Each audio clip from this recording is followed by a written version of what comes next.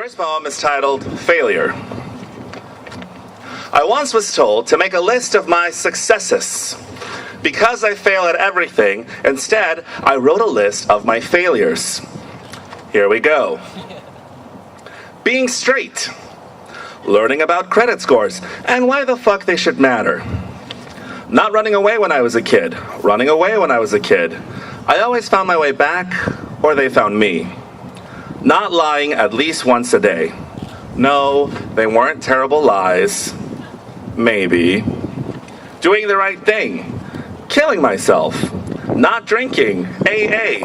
The other 12-step programs I've joined that I won't mention because whatever, they're anonymous for a reason, right? Being a good brother. Being a good son. Being a good boyfriend. Being a good friend. Being good to myself. Being a good bottom. Basketball. Going to UC Berkeley. Sorry, Dad. Being a Mexican. According to some Mexicans, I've been doing it wrong for the past 32 years. That is a lie. 36 years. Having a savings account with money in it. Being gay. Technology. Acquiring property.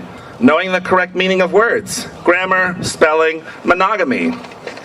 Being in a band. Blogging. Not using deodorant. Being a vegetarian, being a vegan, being a raw vegan, Catholicism, atheism, being goth.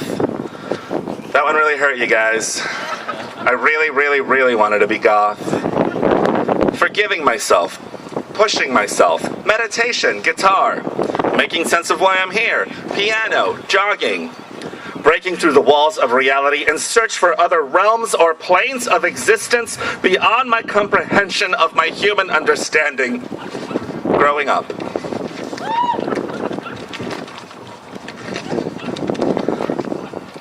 This poem is called Fog Song.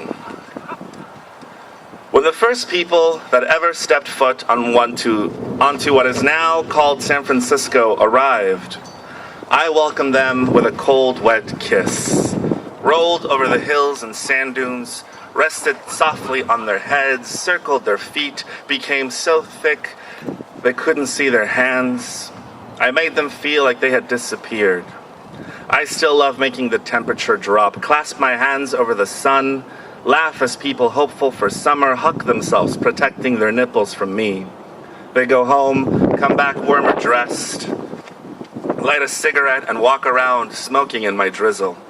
Children run around in the city at night, weave through street people as if they are trees, jump over the sleeping bodies on sidewalks. Mothers walk slowly after the buses stop running. As they pray, I slowly follow them. People.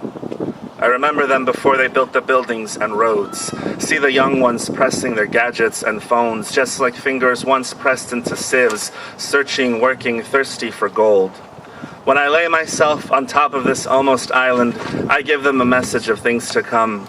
Not earthquakes or fires or waves from the sea, but cold. Cold is coming. One day a great change will bring an endless frost, cover the city with snow, turn its hills into pillars of ice, and the last people to ever leave the most beautiful city in the world will carry it in their chests, glowing like lanterns. When that time comes, I will become heavy. I will become homesickness. Follow them wherever they go. A reminder of the place where they found their hearts. The end. All right, so my last poem, thank you so much, everyone that's here. You're all amazing. It's called As a Gay Man, It Is Good to Have Goals by Baruch Porras-Hernandez. That is the whole title. There is a stereotype of the wealthy gay man who owns a giant house in the hills above the Castro with 3 dogs and a houseboy that cleans his pool that he can fuck and him and his husband can fuck whenever they want. That is a stereotype because I am very poor. I look at the A-gays and I go, how can I one day be like you, A-gays, with money? And they go, you should have goals. And I go, no. It seems as if I should have money, because that's how you get more money. Please tell me how to get money. And they tell me, write down a list of the kind of goals you need to set and make to become the kind of gay man you want to be. So I start to look at the professional successful gay men, and I try to write my goals. Goal number 1, get the weird Macklemore Nazi haircut everybody in San Francisco fucking has. Lose 150 pounds. Keep beard, get tats, then only hang out quietly and mysteriously with other gay, tatted, skinny hipster beards. Stare off into space, like baristas trying too hard to pretend not to care. Or I could become another type of gay. Goal number 2. Lose 150 pounds. Get a spiky gay haircut with frosted tips. They're coming back, y'all. Wear nothing but shorts and polo shirts. Call all my male friends bro. Ignore all women. Only talk to men if we are talking about how to make money, bro. Buy a giant house after displacing poor people, bro. Never use it, bro. Airbnb that shit, bro. Kick brown children off of public soccer fields. Slut shame men who are in open relationships. That's gross, bro. Make fun of the word polyamory. But have anonymous sex at the gym. It's just sex, bro. Go to Burning Man, bro. Go to Burning Man, bro. Bro, go to Burning Man. You don't go to Burning Man? Why? You can't afford it? Then make more money, bro. God, what's wrong with you? Talk about how much I like HBO's Looking. People should really give it another chance. God. Post pictures of myself at pool parties surrounded by gay men that look exactly like me, staring off into space, like a poodle that has eaten too much dog food. Or I could go the opposite route, be one of those fairy gays. Lose all of the weight, all of it. Stop using deodorant because it kills trees.